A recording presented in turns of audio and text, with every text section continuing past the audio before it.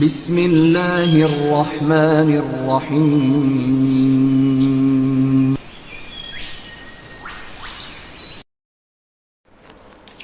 బిస్మిల్లాహిర్రహమానిర్రహీం. మిత్రులారా, ఈ రోజున October 11 international girl child day, అంతర్జాతీయ బాలికల దినోత్సవం. ఈ రోజున international day of girl child 2012 నుండి మనము జరుపుకుంటూ ఉన్నాం. దీని ప్రధానమైనటువంటి లక్ష్యం ఏంటంటే increase awareness of gender equality.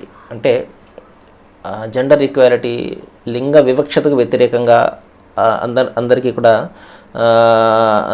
అందరిని ఎడ్యుకేట్ చేయడము, ఎడ్యుకేషన్లో, న్యూట్రిషన్లో, అదేవిధంగా లీగల్ రైట్స్లో, మెడికల్ కేర్, ప్రొటెక్షన్, వీటినన్నింటిలో కూడా వివక్షత అనేది లేకుండా, ఆడబిడ్డలకు వివక్షత అనేది లేకుండా ప్రజలందరినీ చైతన్యపరచడం దీని ప్రధానమైనటువంటి లక్ష్యం. 2014 యొక్క డేటాను మనం చూసుకున్నట్లయితే 62 మిలియన్ల మందికి విద్య లేకుండా ఉన్నారు. ఇది ఆడపిల్లల్లో.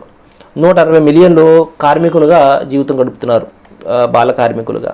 ఇంకా అత్యాచారాలు, ట్రాఫికింగ్లు, ప్రాస్టిట్యూషన్లు, విభిచార వృత్తిలో దింపడాలు, ఇవన్నీ మనము ఏ విధంగా ఆడబిడ్డలపై అత్యాచారాలు జరుగుతున్నాయి మనం అందరం కూడా చూస్తూనే ఉన్నాము.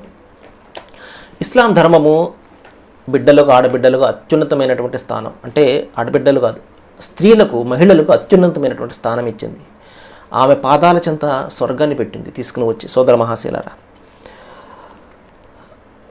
ఇంకా చెప్తాడు, వలా తక్తులు ఔలాదకు మీ నిమలా, అంటే పేదరికం యొక్క భయంతో మీ యొక్క బిడ్డలను మీరు హత్య చేయకండి, అంటే వీళ్ళను పోషించలేమో అని చెప్పేసి మీరు, అంటే ఈ రోజున అబార్షన్స్ చేస్తున్నారు చూసారా, ఆ విధంగా.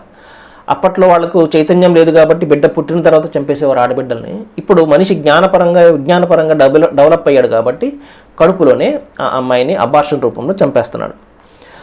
దైవ ప్రవక్త ఏం చెప్పారు అంటే, ఆడబిడ్డ అనేది దైవం యొక్క కారుణ్యానికి చిహ్నము అన్నారు.